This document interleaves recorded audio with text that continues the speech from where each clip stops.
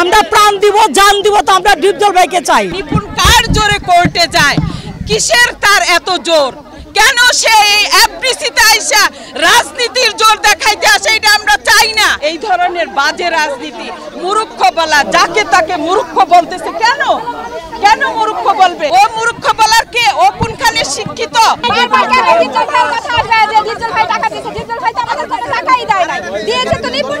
কেউ একটা সপ্তাহ না আসতাম, জায়েদ খান ফোন দিয়ে সবাইকে বলতো, আপা শিল্পী সমিতি একটা বাগান, তোমরা হইলো তার ফুল, তোমরা যদি না আসো বাগানটা মলিন হয়ে যায়, আপা তোমরা আসো। নিপুণ কার জোরে কোর্টে যায়, কিসের তার এত জোর, কেন সে এই এফডিসিতে আইসা রাজনীতির জোর দেখাইতে আসে, এটা আমরা চাই না। আমরা কোন শিল্পীরা চাই না, আমরা চাই অভিনয়, প্রযোজক, ডিরেক্টর, আমরা এটা চাই, আর কিচ্ছু চাই না। আমরা সাংবাদিক ভাইরা আপনারা এইটুকুন হেল্প করেন আমাদের। আমরা বাইরে গেলে সবাই কয় চলচ্চিত্র এরকম নষ্ট, চলচ্চিত্র এইটা, এখন আবার মামলা করছে পাবলিক, সবাই হাসতেছে। আমরা পরিচয়টুকু দিতে পারছি, আমরা এই পরিচয় দিতে পারছি না। আজকে আমাদের বঙ্গবন্ধু শেখ মুজিবুর রহমান এই এফডিসি তৈরি করে দিয়ে গেছে, শিল্পীরা বাঘের মতো চলছে।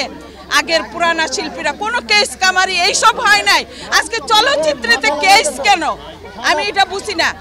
চলচ্চিত্রে কেন কেস? প্রধানমন্ত্রী শেখ হাসিনা সজাগ দৃষ্টি করার জন্য এই কথাগুলো আমরা বলছি। এই ধরনের বাজে রাজনীতি, মূর্খ বলা, যাকে তাকে মূর্খ বলতেছে, কেন কেন মূর্খ বলবে? নিপুণের ভিতরে কোত্থেকে এত শক্তি আসে, এটা তো নিপুণই বলতে পারবে, আমরা তো বলতে পারি না। জায়েদরে দৌড়াইছে, জায়েদরে সরাই দিয়ে সে এসে চেয়ারে বসছে, ঠিক আছে। আমরা এটাও শুনেছি যে জায়েদ খান এই জায়গাটাকে বলে পাশ করেছে, কিন্তু তাকে সরাই দিয়ে সে ওই চেয়ারে বসছে। এখন ডিপজল ভাই পাশ করছে, এখন ডিপজল ভাইকে সরাই সে বসতে চাইতেছে, এটা বুঝতেছি আমরা, কিন্তু আমরা এটা তো দিব না। আমরা আসলে বাতিল কেন দিছে? বাতিলটা আগে সবাই বড় বড় আর্টিস্টরাই দিছে। কেন দিছে? ওদের কাজ নাই, ওরা কাজ করে না। যারা চাইছে যে এটা সৌন্দর্য রাখার জন্য, কিন্তু ওরারে আইনা সে এই কাজগুলা করতেছে নিপুণে। ওরারে পাশ করায়, ওদেরকে সদস্য পদ দিয়া ওদেরকে নিয়ে সে দলাদলি করতেছে, কারণ এটা ও কিন্তু তারপরে পাশ করতে পারে নাই। কেন? ভালোর দিক আল্লাহই আছে, ভালো মানুষকে, ডিপজল ভাইকে ভালোবাসে, এই জন্য ডিপজল ভাই পাশ করছে। একটা ভোটও যদি ডিপজল ভাই বেশি পায় থাকে, তাহলে কেন সে এই কোর্ট কাছারিতে যাবে? আমার বারবার একটাই প্রশ্ন, এই কোর্ট কাছারিতে যাওয়ার ওর পিছনে কে কে তাকে এরকম করতেছে? এই ইন্ধনটা কে? আমার প্রশ্ন একটা, আমাদের এই চলচ্চিত্রে যেহেতু ডিপজল ভাইকে মিশা ভাই মূর্খ বলছে, কেন? একটা শিল্পী আরেকটা শিল্পীকে, উনিও তো আমাদের শিল্পী, উনাকে কেন মূর্খ বলবে? ও মূর্খ বলার কে? ও কোনখানে শিক্ষিত? নিপুণ তুমি এই নোংরামি খেলা থেকে ফিরে আসো, এই নোংরামি খেলা থেকে ফিরে আসো, আমরা নোংরামি জড়াইতে চাই না।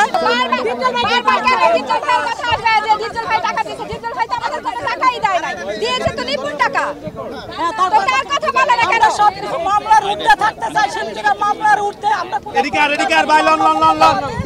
সে বারবার কথা, কোর্ট আমি চালাই, কোর্ট আমি চালাই, তার দক্ষতা কি কোর্ট চালানোর? সে কি আইনজীবী? ব্যারিস্টার, সে যে কোর্ট চালায় বারবার একই কথা বলে। তুই করে বলেছে ডিপজল ভাইকে, কত বড় সাহস তার, তুই করে বলার জন্য তাকে এফডিসি ছাড়া করতে হবে।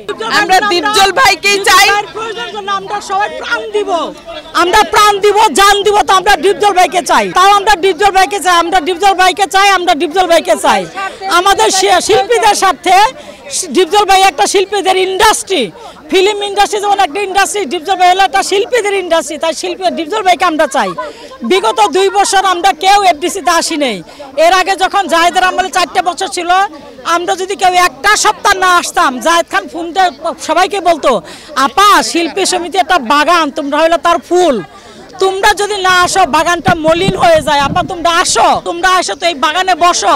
কই গত 2 বছর তো এরকম একটা ফোন কোনো শিল্পী পায় নাই, একটা ফোন তো কেউ পায় নাই। একমাত্র নিপুণ প্রয়োজনে আইসা চেয়ারে বসছে, নিপুণ চেয়ার থেকে উঠে গেছে, একটা প্রাণী শিল্পী আসে নাই। নিয়ে আসছে জেসমিনকে, সব একটা, হ্যাঁ, ভোট যেখানে দেওয়ার সেখানেই দিছে, কারণ ডিপজল ভাই মনে প্রাণে সব মানুষ, একজন দানবীর।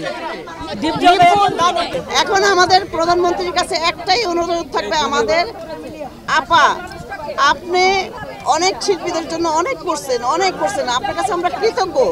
আমরা চাই আমাদের ইন্ডাস্ট্রিটা বেঁচে থাক, আমরা বাঁচি, আমাদের হাজার হাজার মানুষ লাখ লাখ মানুষগুলো কাজ করে খায়। এই ইন্ডাস্ট্রিতে ভালো মানুষের দরকার। আমাদের যারা কেস কাবারি করবে, যারা আমাদেরকে ক্ষতি করবে, তাদেরকে আমরা চাই না, তাদেরকে আমরা বয়কট করতে চাই। আমরা নিপুণকে চাই না, দীপজল ভাইকে চাই।